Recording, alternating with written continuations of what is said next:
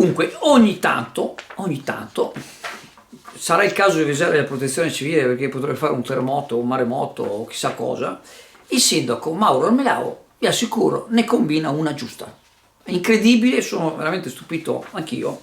E infatti questa mattina sul quotidiano Nuova Venezia, vi ricordo sempre che sarebbe opportuno acquistare i quotidiani almeno una volta ogni tanto, una volta a settimana, leggere gli articoli, non fermarsi ai titoli, magari non le fotografie, leggere qualche articolo, che oltre diciamo a fare in modo che ci sia un po' più informazione, magari più accurata rispetto a certe sciocchezze che girano per WhatsApp, magari, però insomma, quindi leggo titolo, articolo della Nuova Venezia di oggi, a firma della giornalista Elisabetta Bosco Lanzeretti. Il comitato Romea escluso dalla consulta.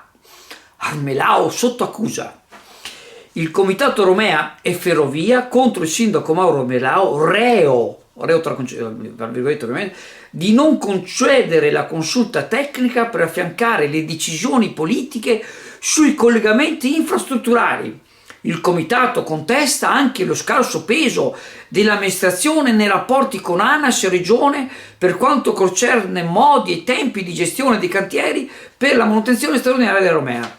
Allora, per una volta tanto il sindaco si vede che ha avuto un sussulto nei neuroni e gli hanno funzionato, o forse qualcuno dei consiglieri che lo consigliano sempre male, forse l'hanno fatto capire, che questo comitato, che è diretto da questo avvocato Giachina, che con tutto rispetto, io sapete, l'ho già detto, quando si arriva a una certa età, lo vedo anche io, aumenta la Teresina e quindi a un certo punto la Teresina aumenta e non c'è niente da fare, è un declino inarrestabile per tutti quanti, chi gli arriva prima, chi gli arriva dopo. Allora questo benedetto avvocato Giachina, al quale anche io a suo tempo avevo dato la mano a tirare su le firme per fare questo comitato eccetera eccetera, dice un sacco di fesserie. Allora innanzitutto voglio dire, lasciamo perdere quello che pensa abbiamo comparato, i soldi per mettere in sicurezza, un esempio che lo dico sempre, lo svincolo che c'è a Brondolo, saranno 25 anni che si dice lo chiudiamo in modo tale che non si esce da Brondolo, che è pericolosissimo per la circolazione stradale, lo teniamo in modo che si possa entrare solo da chi arriva sul Brenta. Fare quell'intervento costerà 200.000 euro, 300.000, mettiamo 500.000.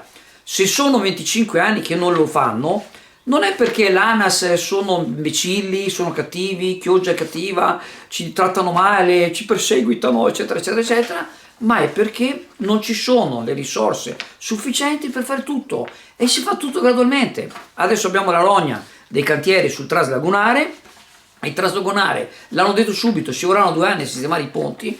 E meno male che ci sono i cantieri,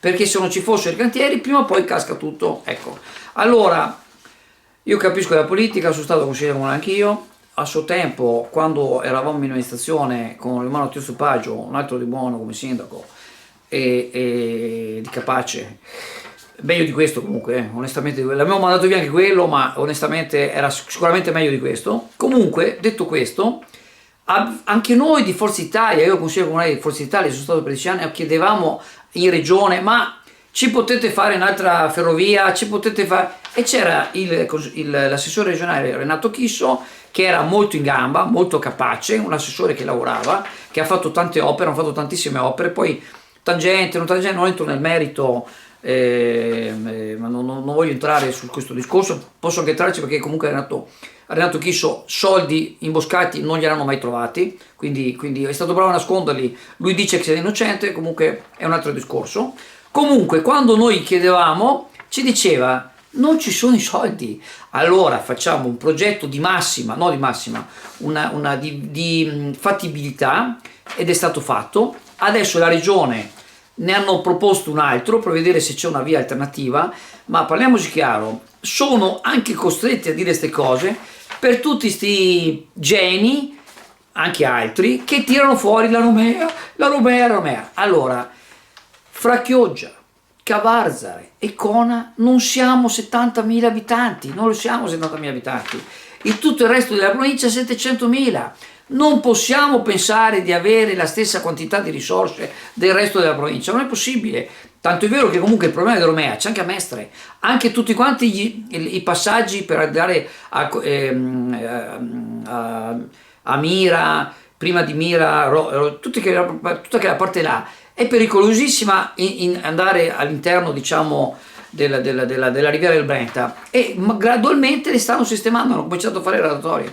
Quindi quando il sindaco Mauro Melao snobba questo comitato che non serve a niente, non serve assolutamente a niente, ma scusate, saranno gli ingegneri, sarà l'ANAS, sarà chi tira fuori i soldi per la Romea che avrà voce in capitolo di dire facciamola qui piuttosto che farla là. E comunque io non so, ma sta gente, a parte che evidentemente i giornali non li leggono, cioè non so cosa leggono, forse leggono qualche blog di informazione locale che mette le foto del compleanno della signora Cesira, piuttosto che lasciamo perdere. Ma se uno va a Padova, noi siamo andati a Arzer Grande questa mattina, ok?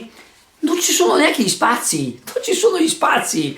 Come si fa a pensare? Non ci sono le risorse, non ci sono gli spazi. Abbiamo sotto gli occhi che il ponte su Brenta, lo dico tante volte, il comune di Chioggia c'ha 60 milioni in bilancio, lo continuo a dire, lo continuo a ripetere, siamo fermi da 3 anni, si poteva cominciare a fare questo benedetto ponte su Brenta e sbarramento e tutti dormono. E questo qua, sto avvocato Giacchina, viene fuori, il sindaco non c'ha neanche comitato, non c'ha neanche consultato. Ma cosa ti deve consultare a fare? Cosa ti deve consultare a fare?